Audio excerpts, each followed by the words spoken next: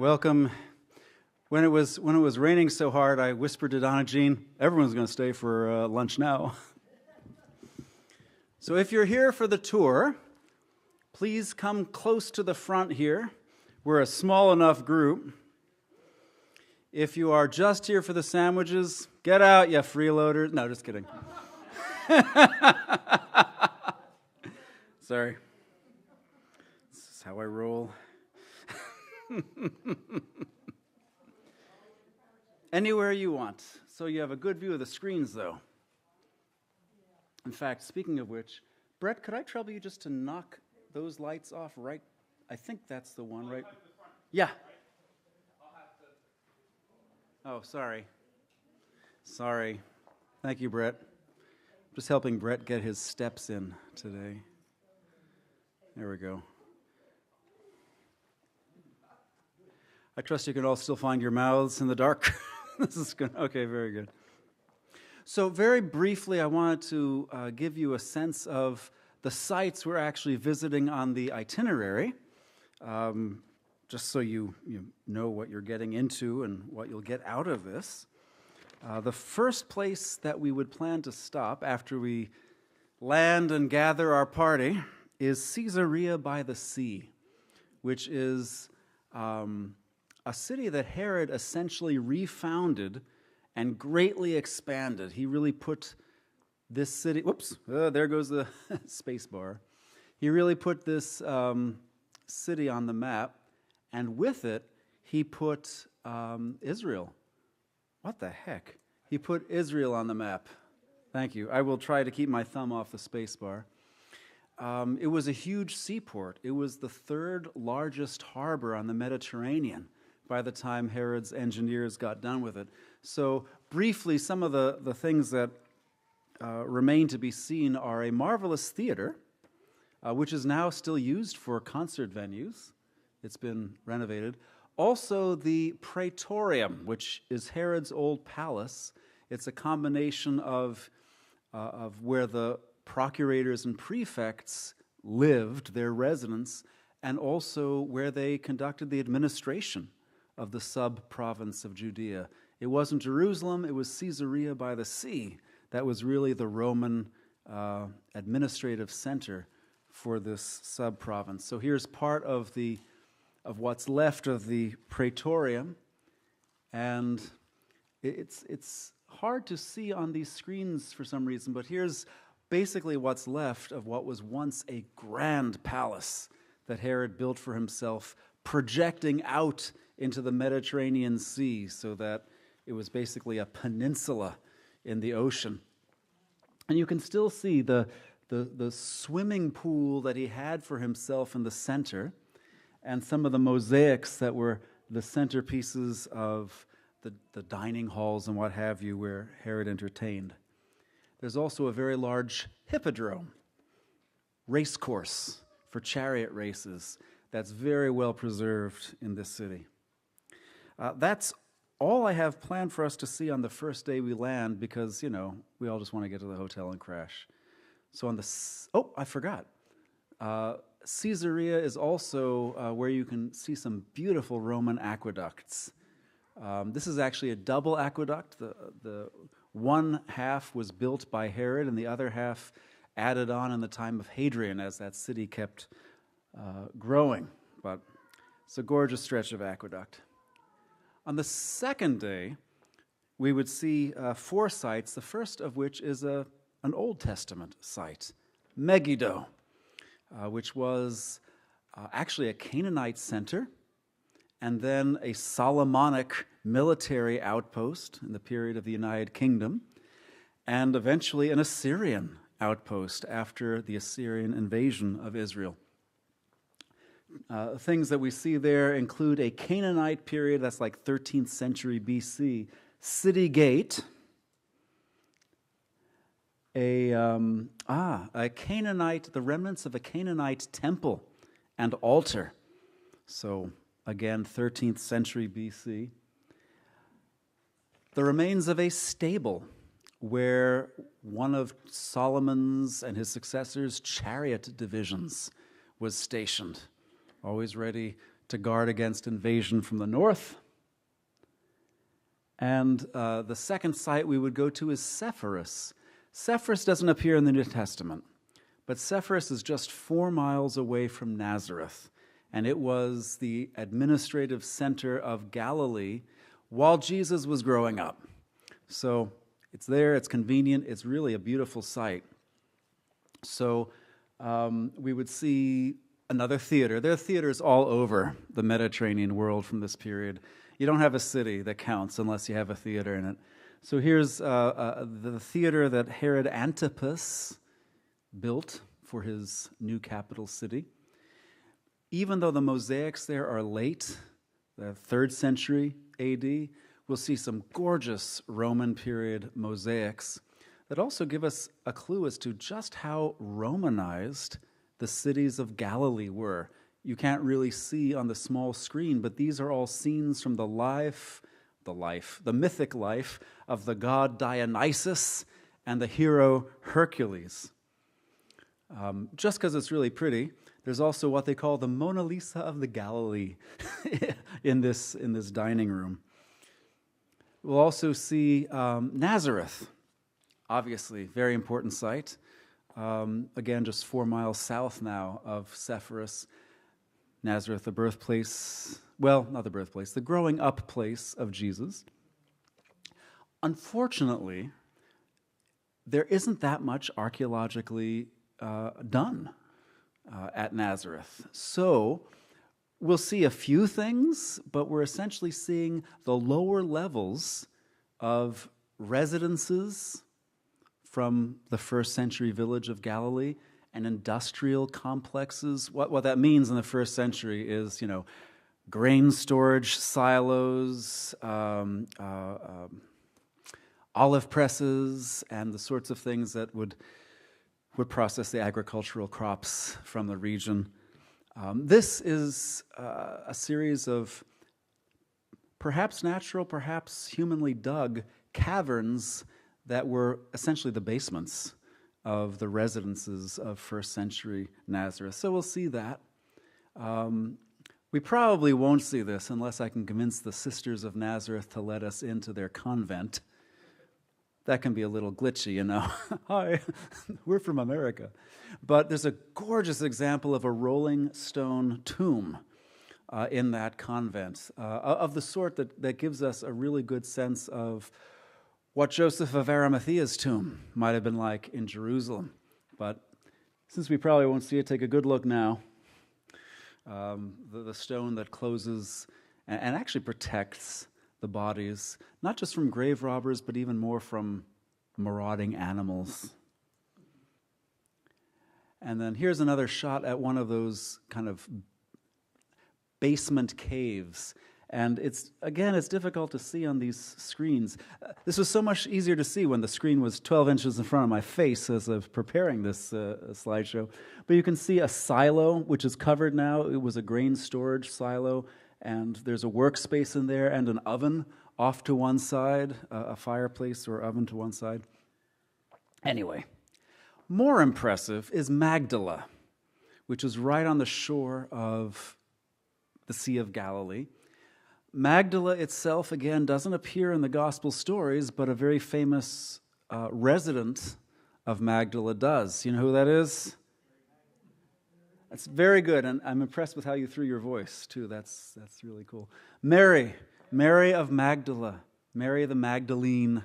So this is the excavation of her hometown, and it was a major city. It was the 3rd largest city in Galilee. And visiting there, we can see a bona fide 1st century synagogue, such as Jesus would have known. This synagogue was essentially frozen in time in 68 AD, so it shows us the real thing. We would also see some industrial areas. This is right across from the synagogue. Magdala was a major place for processing fish. Don't worry, they've cleaned it up since. It won't smell. But fish vats for drying, pickling, whatever, preserving fish for export throughout Judea and also into the lands of the Mediterranean. They had quite a thriving fish economy. We'll also see some priestly homes way up there in Galilee. Priestly homes identified because they have these mikvahs in them, these ritual immersion pools for the for purification from any ritual pollutions that one might incur in the course of normal life. We'll also potentially go to Hatzor.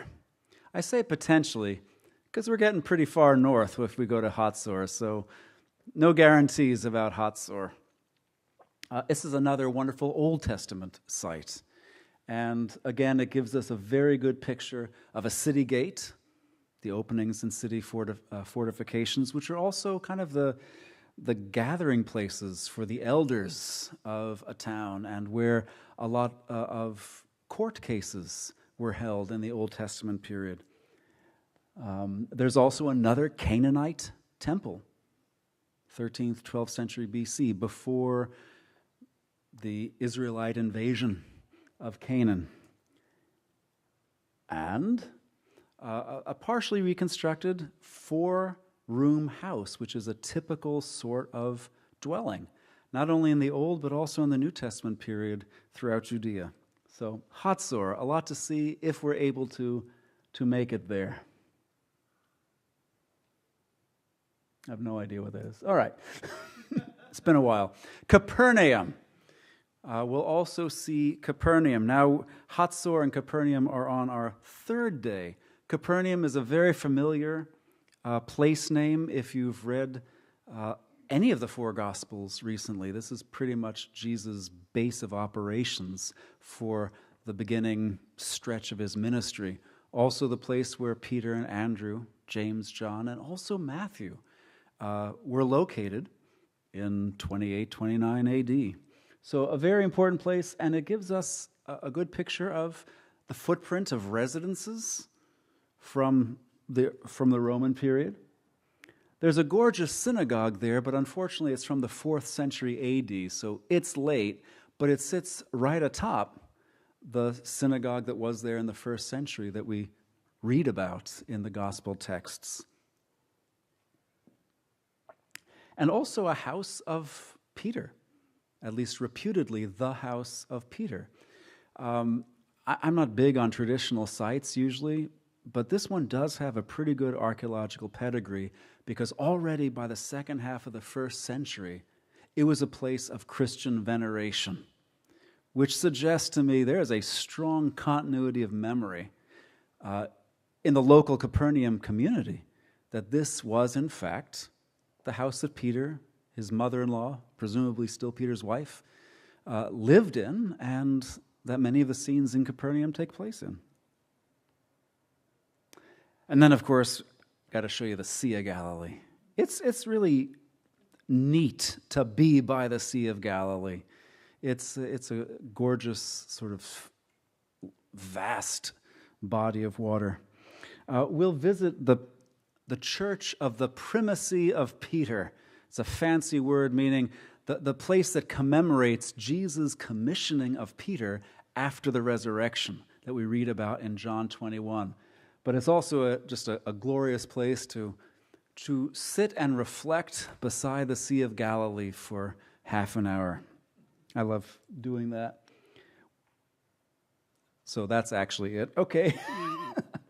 We'll also visit a church at Tabgha, which commemorates the feeding of the 5,000. And this is the home of a very famous mosaic. I say famous, if not now, by the time you get back from Israel, because like every 3rd souvenir has this imprinted on it. And we'll visit the church on the Mount of Beatitudes, again commemorating the place where Jesus preached the Sermon on the Mount. Whether or not he chose this mountain, it does give you a very good sense of the landscape of Galilee from this elevated position. We'll do all of that on day 3. Yes, you're going to be tired. There's just no way around it. So sleep before, sleep after. On the next day, if it's open, it's been closed for a while, because of the lack of tourists. But we will visit the baptismal site at Yardenit.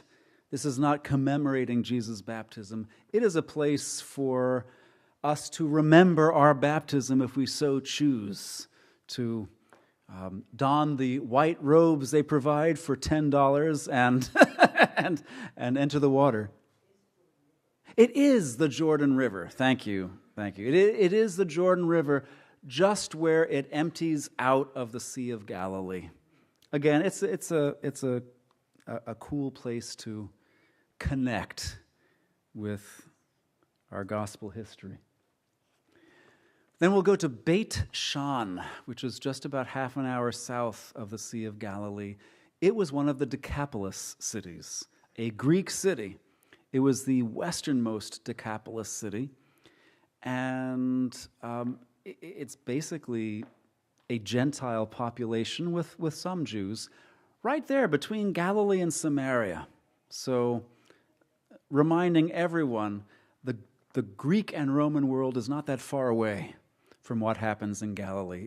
It surrounds Galilee, literally. And so we'll get to see this place, again a theater, a beautifully preserved theater. Some remnants of temples. So right here in Beit Shan, they're not worshiping the God of Israel. They're worshiping Tuke, the god of fortune, and Dionysus, the god of, I guess we should say grape juice, because that's what we serve here, but the god of wine and what have you. Pagan, essentially, temples right there in Israel. And of course, you have to see a latrine, right? Because that is an essential part of being human, right? So the remnants of a latrine from a bathhouse in Beit Shan. And there's the remnants of the sauna room from a bathhouse in Beit Shan. There was originally a floor above all those little clay pillars, as it were, and hot air was forced in from a furnace underneath the floor and through pipes in the walls to create, essentially, a sauna, which was part of the Roman bath experience. So Beit Shan gives us a taste of Greek and Roman culture in this tour. Then we'll go, and this will be a long drive from Beit Shan to Jericho, probably a 2-hour drive. We'll go to Jericho, which is important both for Old and New Testament times. Obviously, Joshua, is it chapter 6 or chapter 2? I can't remember what it is. But early in Joshua, there's the siege of Jericho, which is nothing more than walking around the walls on 7 different days and blowing the trumpets. But we will see the remains of city gates and walls from even before that time in Jericho, about the 2nd millennium BC. It's also the site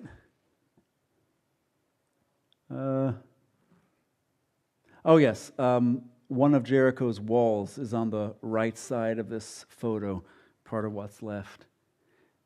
It's also the site of Herod's palaces from the New Testament period. So New Testament Jericho, Jesus walks through Jericho, meets Zacchaeus there, etc., heals the blind Bartimaeus outside of Jericho. It was a different kind of city. It was a royal city. And almost everyone who lived there was somehow attached to the royal estates that were a vast source of Herod's wealth and what have you. So we'll get to see the swimming pools that Herod enjoyed outside of his palace. This is actually a date wine press from the industrial area of Jericho. One of the 2 major products, dates and balsam. This is the sauna room from Herod's private bathhouse in his 3rd palace. So we get to play around Herod's palaces. Then on the next, later that same day, we'll end the day in Bethlehem, and we'll go to the Church of the Nativity, which is always quite a special time. It's really good to go there late in the day, because you can wait in line for 2 hours, you can wait in line for 10 minutes, late in the day, 10 minutes. and there, in Bethlehem, I should have started with this. There's an area of caves outside of Bethlehem, which are called the Shepherds' Caves, and it is legitimate to think that throughout the centuries, shepherds used these to pen their sheeps at night. Pen their sheep at night. I should have that word right. We've been hearing about sheep in John 10 for, 3 weeks now, so I should have gotten that.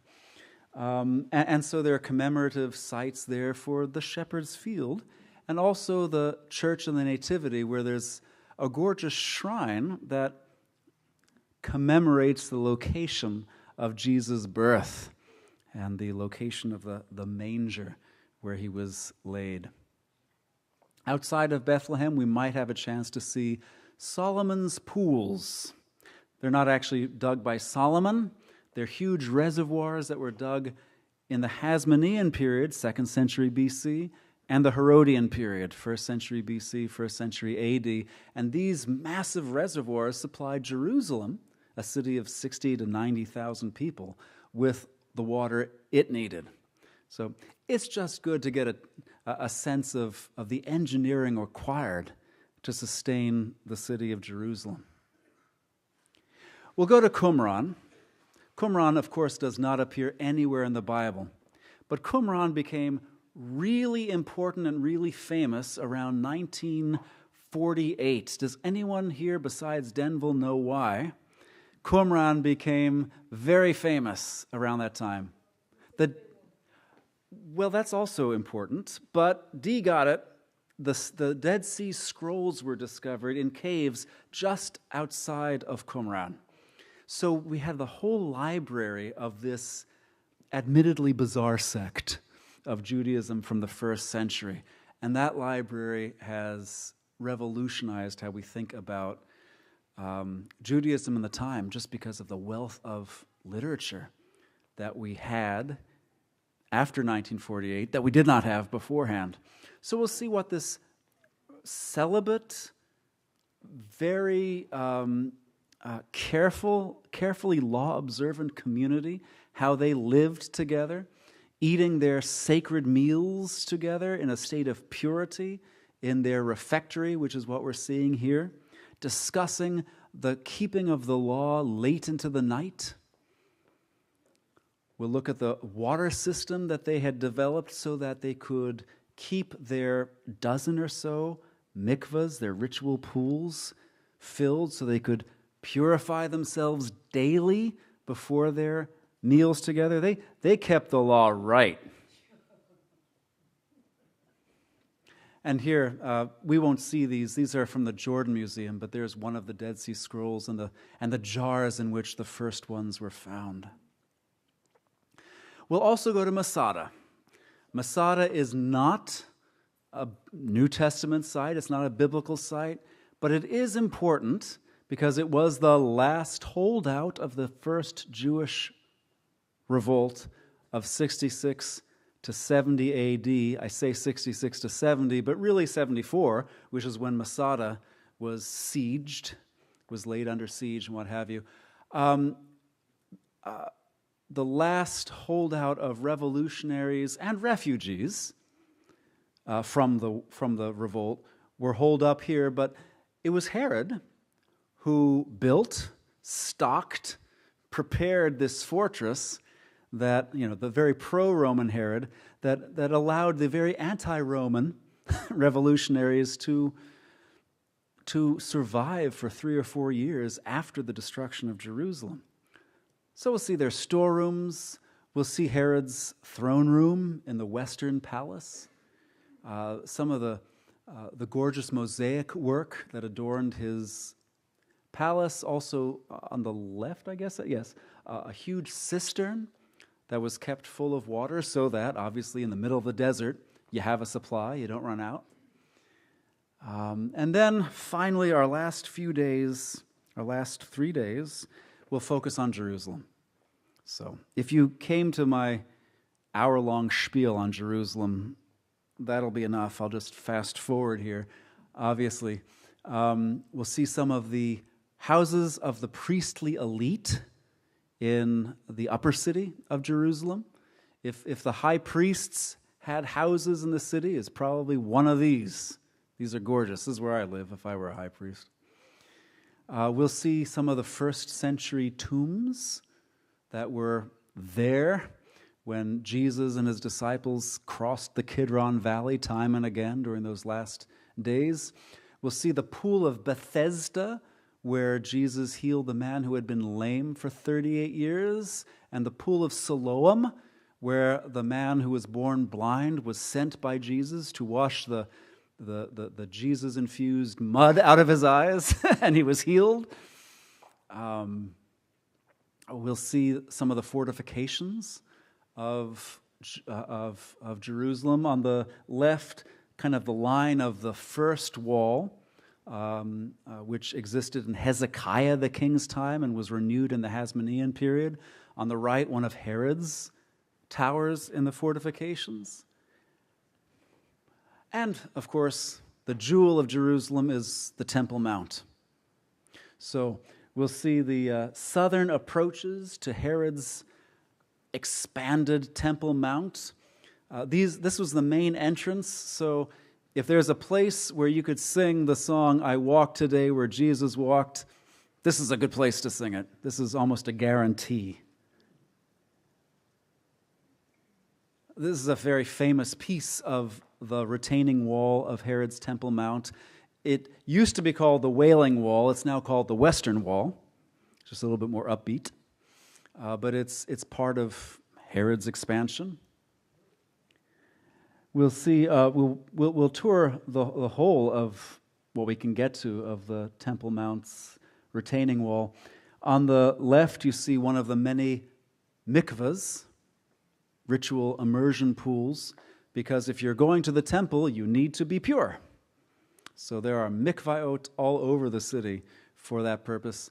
On the right, actually, you see all the rubble at the bottom of that photo?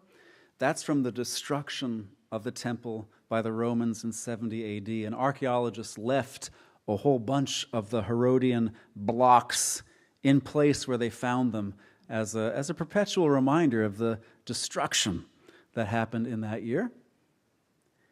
We'll go to the Israel Museum, where there are some amazing artifacts.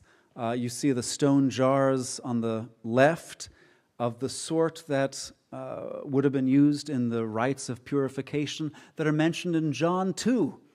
And when Jesus said, okay, fill those 6 jars with water and turn them into wine, it's likely to be jars of this kind. So that's pretty cool. The guards won't let you fill them with water to see if it still works. I tried, and it was ugly. On the right, an inscription that actually mentions Pontius Pilate, dedicating some sort of building to Tiberius. We don't know if it's a shrine or just a secular building, but all these things. We'll see Herod's sarcophagus. Now, call me a nerd, but I think that's really amazing. Nerd. And then on the right, the holy place from a Canaanite shrine in Israel, I think from Arad. Kind of a reminder of how close the organization of temples are, from the Jerusalem temple to Canaanite temples, actually also to Greek and Roman temples, but a Canaanite high place, such as we read about so much in the Old Testament, if we, read the Old Testament. On the left, the so-called House of David inscription. This is from about 9th century BC. It was discovered as fill in the city wall in Dan at the very north of Israel. It's the earliest known record in archaeological terms of House of David. So mentioning that monarchical, that royal household. And then, again, I think it's cool, that's the ossuary that held the bones of Caiaphas, the high priest. So, of course, For Christians, the most holy place in Jerusalem has nothing to do with the Temple Mount.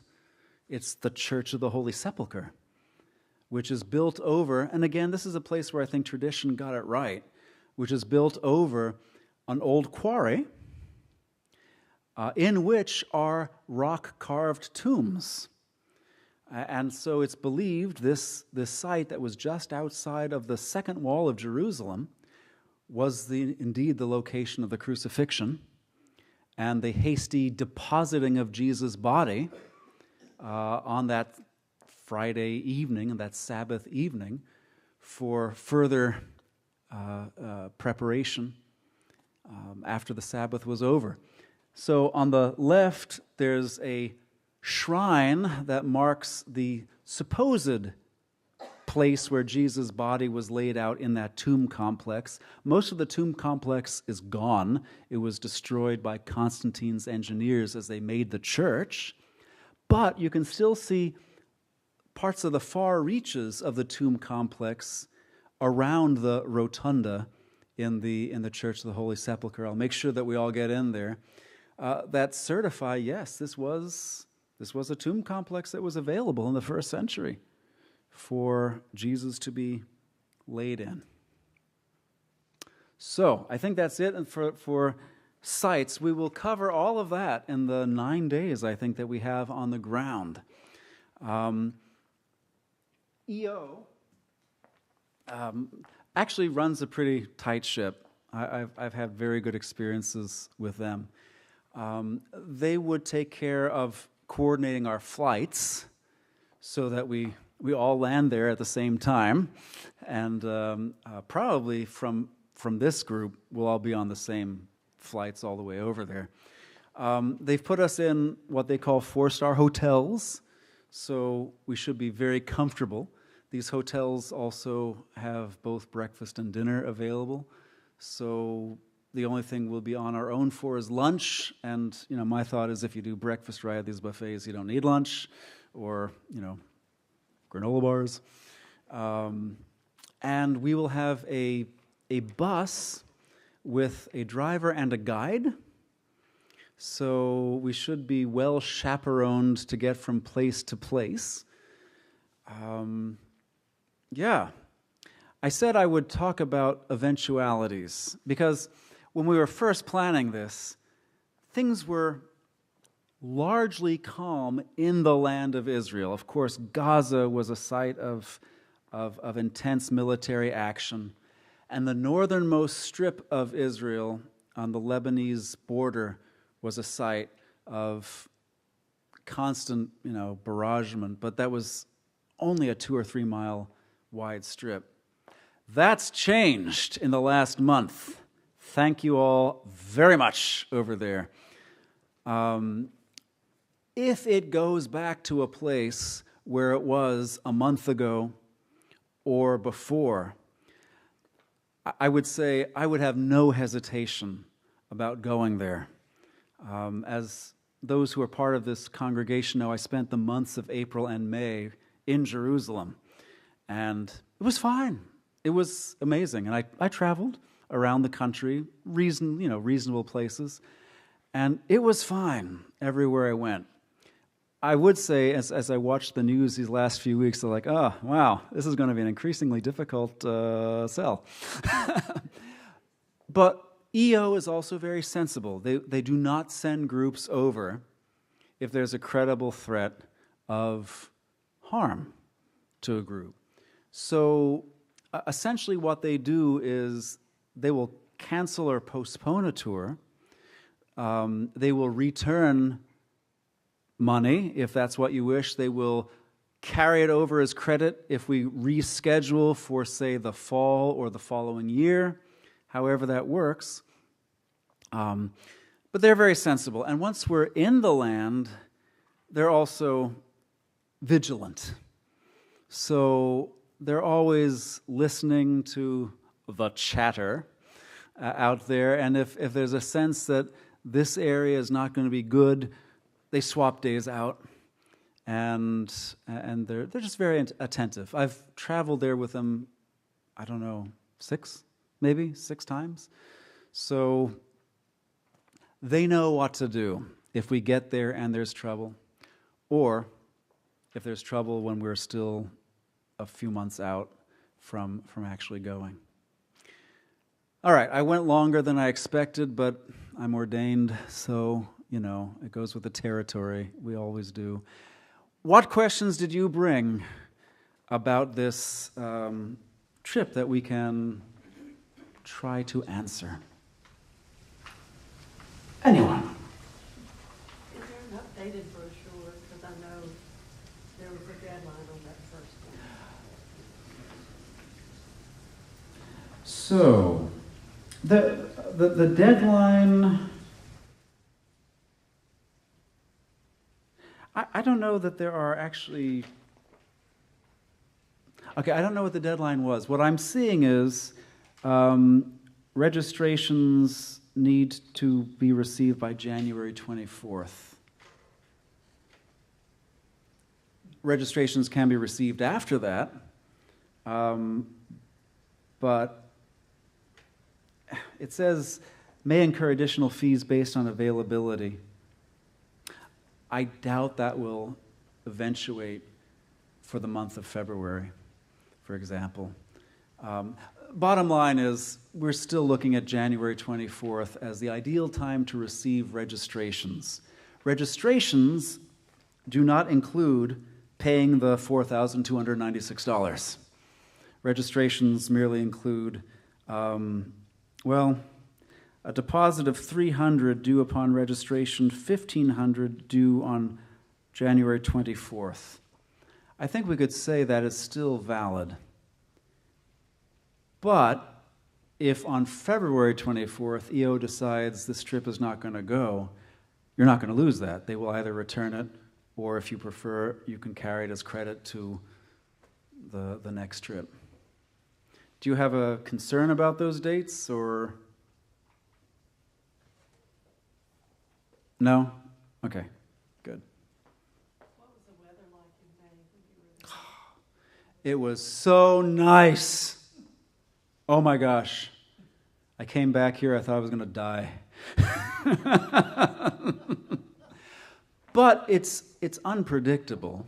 We were there once in a May, and it was every bit as hot here. It was 105 degrees one day. I will say 105 degrees there is a whole lot more pleasant than 90 degrees here. But it's still very hot. But when I was there this last May, it was 70s and 80s and very dry. So it was perfect. Now, I think the brochure also said that, some of the holy places require both men and women to cover their knees and their shoulders. Yes. Is that? It's true. It's true. Yeah, I don't tend to take shorts when I go to Israel. I just wear long pants and short sleeves. Thanks for coming, folks. What about charging electronics and stuff like that? Excellent point. You will need adapters. So Dee is very good about reminding me about things. We can make sure once we get to March that everyone has a pair of Israel adapters and possibly transformers. You don't need a So, an adapter allows you to plug a US plug into an Israeli socket. A transformer allows you to plug a 110 volt appliance into a 220 volt plug without dying. So computers, phones, they do not need transformers. They just need adapters. Hair dryers, electric heating pads, or whatever, they need transformers. There is a question from someone who's watching online. Wow. Will there be any fundraiser to help pay for the amount to be able to go? No. The question was, will there be a fundraiser to help people pay for going? No. Fundraiser is called a job, a lifelong salary, whatever. Sorry.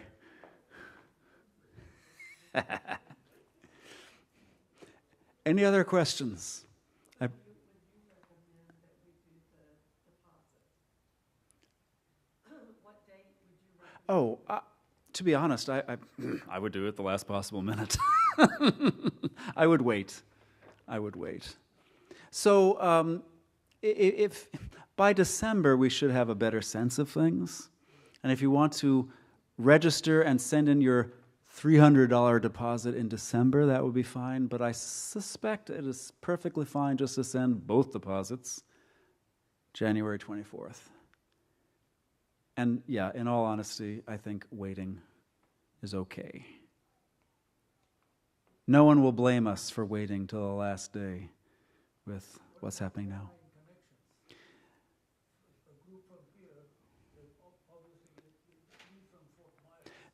Dad loves to talk about airline connections. He does this to me whenever I go somewhere. I'm like, Dad, I'm just getting on a plane and seeing what happens. I have no idea what the gateway city will be. It could be JFK. I've used that before. It could be Atlanta. It could be Miami. It just depends what EO arranges. The good news is they typically arrange for a good 2-leg, not 3-leg flight or anything like that. So it's pretty easy. It's always overnight. So we get there 9 or 10. Yes, exactly. But there's getting to Miami. So, yeah. So first we fly overnight, sleep on the plane. So Try at least, yeah. Hit the ground running the first day. That's the spirit. Exactly right. So here's my thinking there. I'm saying I concurred in it, but no. No. I'll tell you, we always land by 10 or 11 a.m. And in some other times that I've gone, we've just gone from the airport to the hotel by the Sea of Galilee. But we drive right by Caesarea by the Sea. We literally pass 3 miles away from that site. And so then the next day, we drive back an hour and a half from the hotel to Caesarea by the Sea. And I'm thinking to myself, this is stupid. If I ever arrange for a tour, we are not going to do this. We're going to hit Caesarea by the Sea on the way because we're right there. It saves a lot of time. But and then we can sack out at the hotel.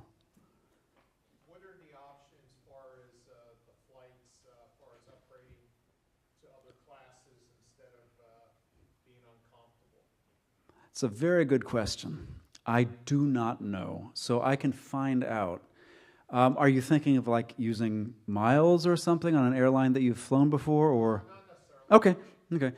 I can ask my contact at EO about that, for sure. I will email back to you.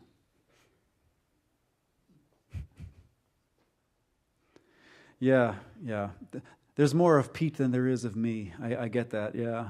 I just scrunch up in coach and take a lot of Benadryl.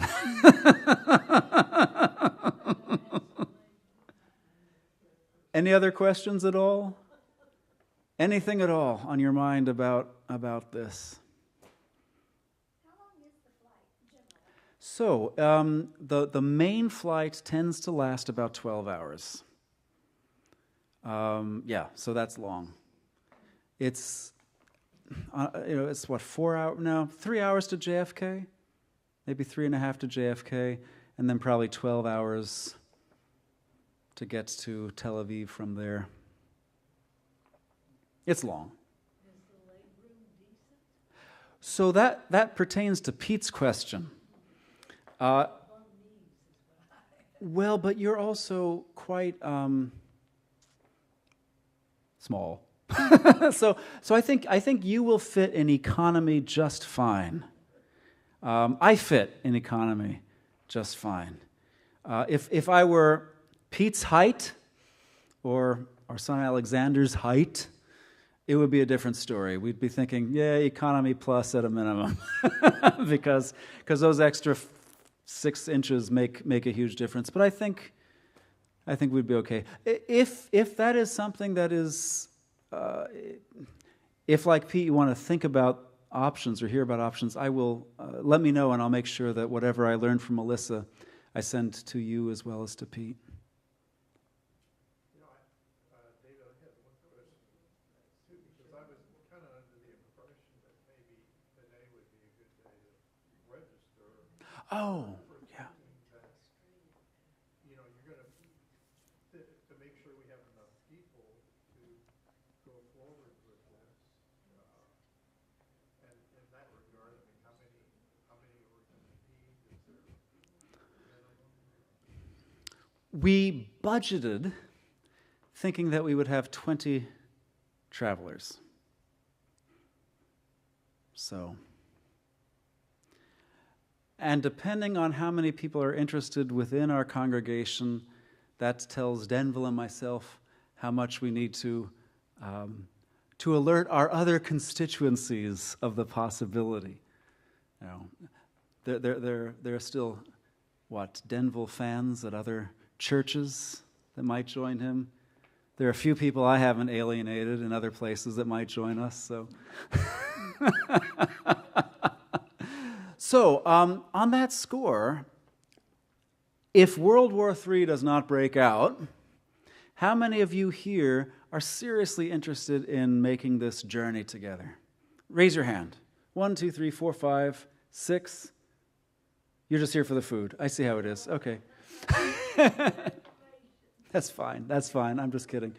So we'll poll the congregation again in Advent, and Denville and I will work to pull together compatible human beings to be our traveling companions to make this work. I have a friend who might be interested, if that's okay. Bring a friend. Absolutely. I should just say, the pricing that's reflected in the brochure is for 2 people sharing a room. So if your friend wants to travel and have his or her own room to him or herself, there would be an extra charge of, I don't remember what. I will kick out like $800. It's in that ballpark. But it may also happen that 2 single travelers might decide, hey, we can, after going out for lunch, we're compatible enough, we could share a room. We'll work out all those arrangements in January and February. Yeah. Those are not things that we have to have set in stone on this side of January 24th. But once we know